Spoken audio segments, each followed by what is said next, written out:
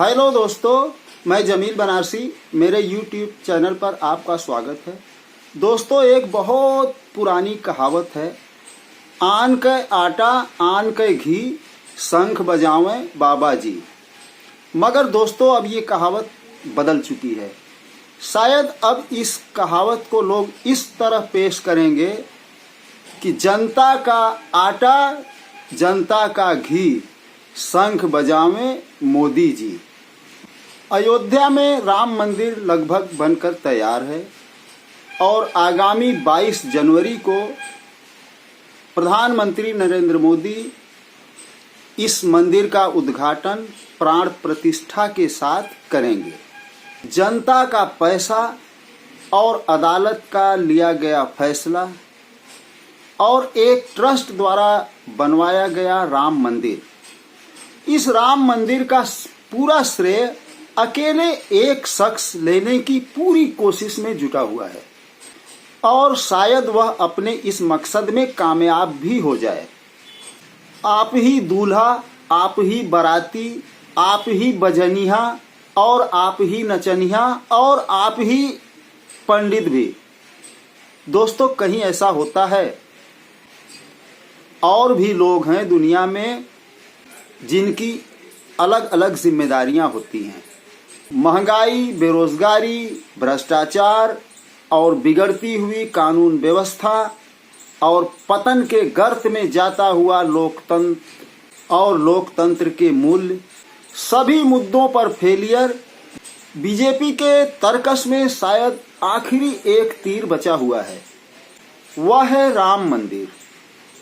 राम मंदिर उद्घाटन समारोह को 1 महीने से जोर शोर से प्रचार के माध्यम से पूरे देश को राममय बनाने की कोशिश में बीजेपी जुटी हुई है और हमारे प्रधानमंत्री नरेंद्र मोदी इसी राम मंदिर के सहारे सन 2024 में तीसरी बार अपनी ताजपोशी कराने की उम्मीद लगाए बैठे हैं।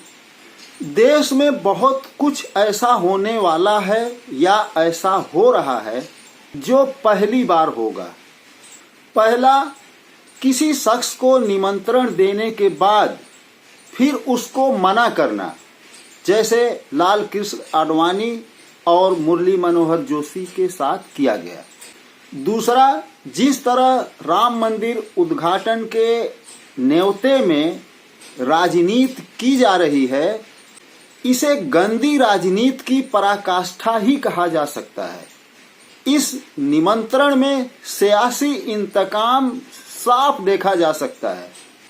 जैसे हिंदुत्व के ध्वजावाहक के रूप में पहचानी जाने वाली और राम मंदिर आंदोलन में महत्वपूर्ण भूमिका निभाने वाली पार्टी शिवसेना के प्रमुख उद्धव ठाकरे को इसका निमंत्रण नहीं भेजा गया और कम्युनिस्ट, जिनके बारे में लोगों की आम धारणा है कि ये लोग धर्म को बिल्कुल मानते ही नहीं, या दूसरे शब्दों में कह लें कि ये लोग नास्तिक होते हैं, ऐसे ही एक नेता सीताराम येचुरी को राम मंदिर का न्योता भेजा गया, जिन्होंने तुरंत न्योता को अस्वीकार कर दिया और आने से मना कर दिया। और तीसरा, जिस तरह का बीजेपी की तरफ से पोस्टर जारी किया गया था, बाद में इसे हटा लिया गया। इस पोस्टर में पुरुषोत्तम राम को छोटा और नरेंद्र मोदी को बड़ा दिखाया गया था और पुरुषोत्तम श्री राम प्रधानमंत्री नरेंद्र मोदी की उंगली पकड़े हुए थे। इस पोस्टर पर काफी विवाद भी हुआ, जिसकी वजह से इसे हटाना पड़ा और पुरुषोत्तम राम को टेंट से निकालकर पक्के मकान में शिफ्ट करने की बात जो प्रधानमंत्री नरेंद्र मोदी ने की है, और इस बयान से पुरुषोत्तम श्री राम को सरकार का लाभार्थी बताने की जो कोशिश की गई है, इस बात का भी लोगों ने काफी एतराज किया।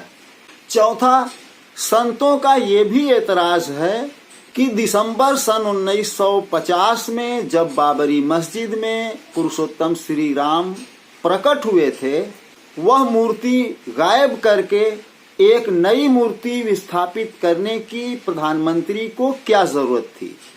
ये संतों की तरफ से विरोध देखा जा रहा है। और पांचवा, अयोध्या में जिस इंटरनेशनल एयरपोर्ट का उद्घाटन पिछले दिनों किया गया, इस एयरपोर्ट का इंटरनेशनल रजिस्ट्रेशन पुरुषोत्तम श्री राम एयरपोर्ट के नाम से किया गया था, मगर ऐन वक्त पर इसका नाम बदलकर वाल्मीकि इंटरनेशनल एयरपोर्ट कर दिया गया। इस पर भी लोगों का एतराज है। हिंदू मान्यता के मुताबिक सबसे बड़ी धार्मिक शख्सियत चारों पीठों के शंकराचार्य की हुआ करती है।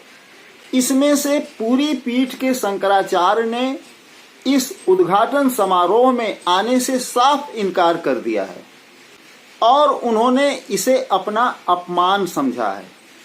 उन्होंने बयान दिया है कि जब प्रधानमंत्री नरेंद्र मोदी इस मंदिर का उद्घाटन करेंगे और प्राण प्रतिष्ठा करेंगे तो हम शंकराचार्य क्या वहां ताली बजाएंगे?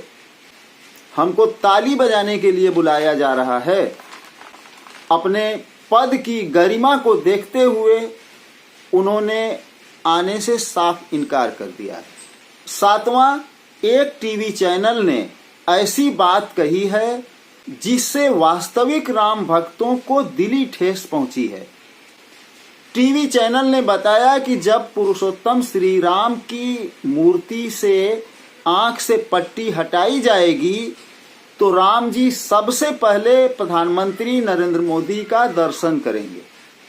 आठवां, हिंदू या सनातन जो भी कह लीजिए, इसकी परंपरा के मुताबिक जब भी कोई धार्मिक अनुष्ठान होता है तो यजमान अपनी पत्नी के साथ बैठता है, अगर उसकी पत्नी दुनिया में है तो। अगर ऐसा नहीं होता है तो इसे बहुत ही अशुभ समझा जाता है। इस अनुष्ठान में प्रधानमंत्री नरेंद्र मोदी अपनी पत्नी यशोदाबेन के साथ उपस्थित हों, इस मांग को लेकर तो कुछ साधुओं ने आंदोलन ही खड़ा कर रखा है। और नौवां, यह उद्घाटन श्रद्धा एवं शांतिपूर्ण न हो, इसके लिए कुछ टीवी चैनलों ने सुपारी ले रखी है और हिंदू मुस्लिम करके रंग में भंग डालने की पूरी कोशिश में जुटे हुए हैं। कभी बर्क साहब से, कभी ओवैसी से और न जाने कितने उर्दू नामों वाले नेताओं और धर्मगुरुओं को इस मुद्दे पर छेड़ रहे हैं और पत्रकार उनके जख्मों को कुरेद रहे हैं ताकि ये लोग गुस्से में आकर कुछ ऐसा बोल जाएं ताकि टीवी चैनलों पर इसे भुनाया जाए और देश का सौहार्द खराब किया जाए। दोस्तों, राम मंदिर से मुताल्लिक ये 9 विवाद थे जिनको मैंने गिनाया।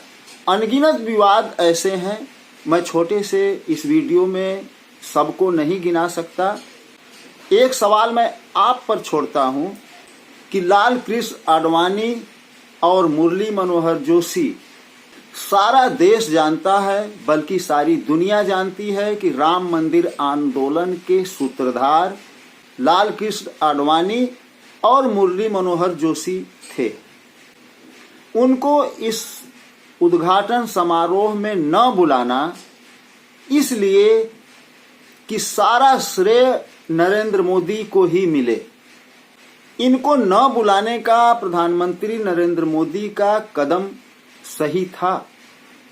जहां तक मैं समझता हूं कि आडवाणी जी को प्रधानमंत्री नरेंद्र मोदी व्हील चेयर पर बैठाकर खुद ढकेलते हुए आते और फरमाते कि देखिए ये हैं राम मंदिर के असल हीरो, असल सूत्रधार। इन्हीं की मेहनत आज रंग लाई है कि इस मंदिर का उद्घाटन हो रहा है।